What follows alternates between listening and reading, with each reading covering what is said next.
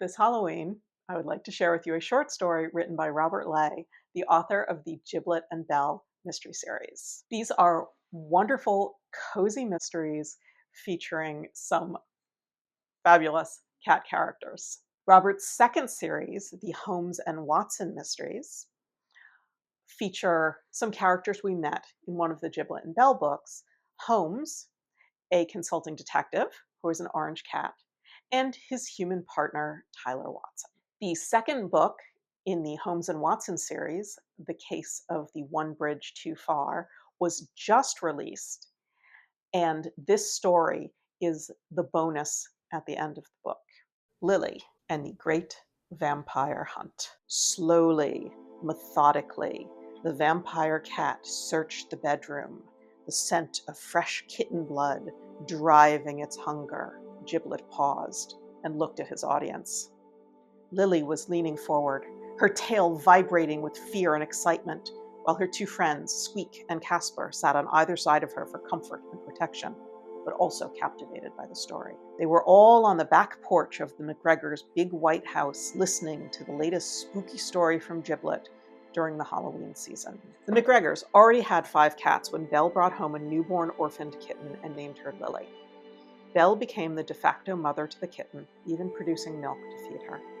When Lily was old enough, it was decided that she would move to their next-door neighbor's house, where the McGregors' grandmother, Anne Gaumont, could take care of her. Continuing the story, Giblet meowed. Hiding under the bed, Darla the kitten had a glimpse of the vampire cat's paws, still covered with dirt from digging itself out of the grave.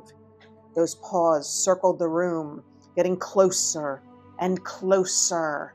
Finally, the vampire cat stopped right in front of where Darla was hiding.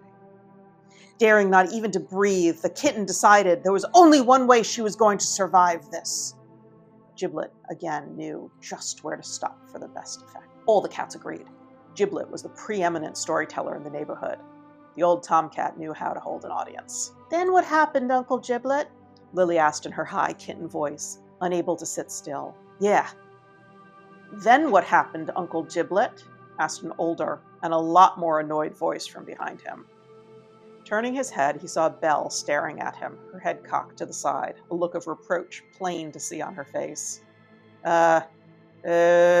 Giblet mumbled, seeming to have lost his place in his story.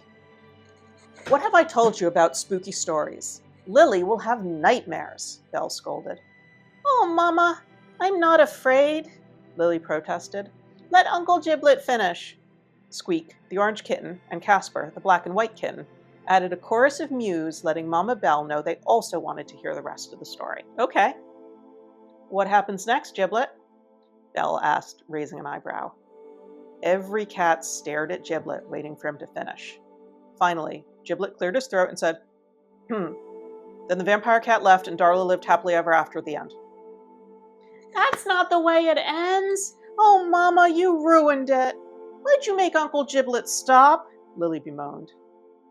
Because, little one, it's time you go back to Grandma Gaumont's house for dinner, and Squeak and Casper need to go home as well. It was Monday, October 27th, and Halloween was just a few days away, and Lily was all worked up. At 6 months old, this was going to be her first fun people holiday. The 4th of July had been too loud for her, so she hid under the bed. However, Halloween would be different. She was very excited about the chance to see real ghost cats, ghouls, and especially vampire cats. For the entire month of October, Lily had pestered Giblet every time she saw him to tell her more about vampire cats. What started out as harmless storytelling turned into a real problem for Lily. Grandma Gaumont informed Belle that Lily was having bad dreams because of Giblet's inventive storytelling. She's too young for these stories, Anne told Belle, who then confronted Giblet. Don't you have something a little less frightening? She asked the old tomcat. Oh, it's okay. All kittens like spooky stories, Giblet meowed, dismissing Belle's concern with a wave of his paw. When you arrived, you liked stories about protectors and things that go bump in the night, as I remember. This is different, Belle insisted. No, this is the same. You are different. Giblet waited a moment and added, because you're a mom and you want to protect Lily. However, for you, I will tailor the stories to suit your daughter's kitten age. Lily sat and listened to the two best friends argue, but her mind was elsewhere. She was determined to see these vampire cats herself, and what better time than on Halloween? Lily made plans with Squeak and Casper to sneak out after everyone had gone to sleep. She would show Mama that she was no scaredy cat. This was going to be so much fun. Halloween arrived on Friday, and Mother Nature seemed to want to join in the festivities. A cold wind blew in from the north, dropping the temperatures and causing the leaves on the ground to swirl around the trick-or-treaters as they made their rounds. The leaden sky with low clouds contributed to the gloomy feel. Perfect weather to see vampire cats, Lily meowed to her two friends. Where are we meeting? Squeak meowed. We all meet at the entrance to the cemetery, Lily reminded them. Are you sure we won't be in trouble? Casper asked, always the cautious one when it came to Lily's schemes. It will be fine, Lily assured her. We'll leave after everyone is asleep and be back before they wake up. The back door opened and Anne Gaumont called, Lily, come on in, it's supper time. Tell your friends you'll see them tomorrow. Okay, Lily loudly meowed to Anne. Then in a sotto voce, she said, see you tonight, as all three kittens reached out their right paw, one on top of the other, their secret paw shake. Then the three friends each headed to their homes. Lily helped Anne hand out candy to all the little trick-or-treaters that came to the house, and even meowed her approval to several of the costumes. But by 8:30 it was over, and Anne blew out the candle in her jack-o'-lantern and turned off the porch light. Let's go to bed, Lily, Anne said, and climbed the stairs to her bedroom. After reading for an hour, Anne turned the nightstand lamp off, and it was quiet in the house. At 1:45, Lily quietly jumped off the bed and made her way to the pet door so she could meet up with her friends. Having never been out this late at night, Lily was nervous and jumped at every sound as she made her way to the old Torrington Cemetery. A pair of wrought iron gates built into impressive stone walls marked the entrance to the 200-year-old graveyard. It was there that she found Casper and Squeak, both as nervous as she was. I don't think this is a good idea, Lily, Casper meowed. We're going to get into trouble. We're here now. We need to see if we can see a vampire cat, Lily insisted. Right, Squeak? But she didn't hear an answer. Turning her head, she saw her friend. Squeak was shaking like a leaf and her eyes were huge. We'll be okay, Squeak, Lily began, but it was too late. Nope, nope, nope, Squeak began meowing as she backed away, turned tail, and ran as fast as her little legs could carry her home. Well, I'm going in, Lily announced confidently and walked through the gates and into the cemetery. Casper looked up the street, but Squeak was no longer in sight.